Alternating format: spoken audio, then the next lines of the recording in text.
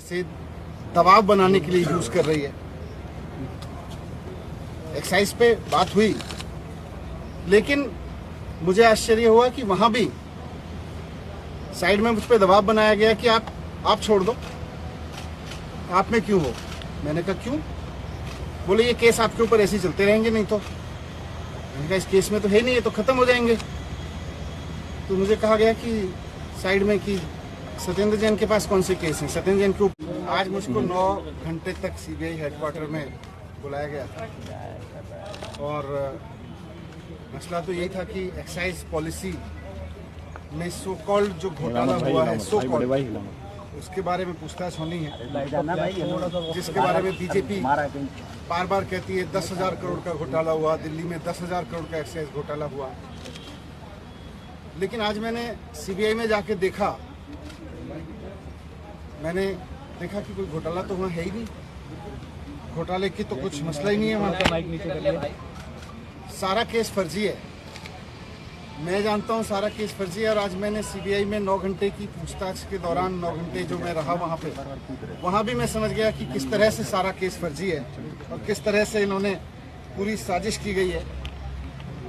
आज मुझे समझ में आया कि इन्होंने सीबीआई में केस किसी घोटाले की जांच के लिए नहीं करा रखा। इन्होंने सीबीआई में जो मेरे खिलाफ केस करा रखा है वो दिल्ली में एक्चुअली ऑपरेशन लोटस को कामयाब करने के लिए करा रखा है। ये बात पहले भी मुझे बाहर से समझ में आ रही थी, लेकिन आज अंदर जाके सीबीआई के हेडक्वार्टर में 9 घंटे तक मेरे को और समझ में आई कि किस तरह से भारतीय जनता पार्टी सीबीआई जैसी एजेंसीज को अनकॉन्स्टिट्यूशनल तरीके से, असंवैधानिक तरीके से, गलत तरीके से दबाव बनाने के लिए यूज कर रही है। एक्साइज पे बात हुई, लेकिन मुझे आश्चर्य हुआ कि वहां भी साइड में मुझ पे दबाव बनाया गया कि आप छोड़ दो, आप में क्यों हो। मैंने कहा क्यों? बोले ये केस आपके ऊपर ऐसे ही चलते रहेंगे, नहीं तो। मैंने कहा इस केस में तो है नहीं, ये तो खत्म हो जाएंगे। तो मुझे कहा गया कि साइड में कि सत्येंद्र जैन के पास कौन से केस हैं, सत्येंद्र जैन के ऊपर कौन से सच्चे केस हैं, वो भी चल रहे हैं। 6 महीने वो जेल रह सकते हैं तो 6 महीने आप भी रह सकते हो। तो मैंने कहा बीजेपी तो बहुत गंदी पार्टी है, मैं उसके लिए आप थोड़ी छोड़ सकता हूँ। तो मुझे कहा गया कि नहीं देखो ये केस तो ऐसे ही चलते रहेंगे, दूसरा फायदा आपको लोग मुख्यमंत्री भी बनाएंगे फिर। तो मैंने कहा ये मुख्यमंत्री बनने के लिए थोड़ी आया हूँ, मैं तो शिक्षा के लिए आया हूँ। राजनीति में हम आना नहीं चाह रहे थे, हम तो शिक्षा के लिए आए हैं, ईमानदारी से काम करने के लिए आए हैं।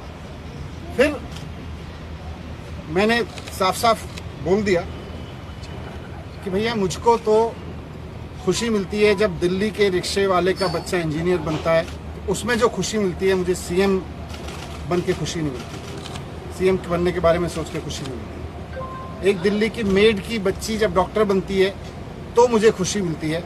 मेरा जीवन शिक्षा को समर्पित है। मैं इस तरह के ऑपरेशन लोटस के किसी दबाव में नहीं आने वाला।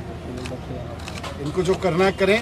पूरा केस फर्जी है, कहीं दूर से दूर तक कोई सच्चाई नहीं है उसमें। कोई 1 करोड़ का, 1 रुपए का कहीं कोई घोटाला नहीं हुआ।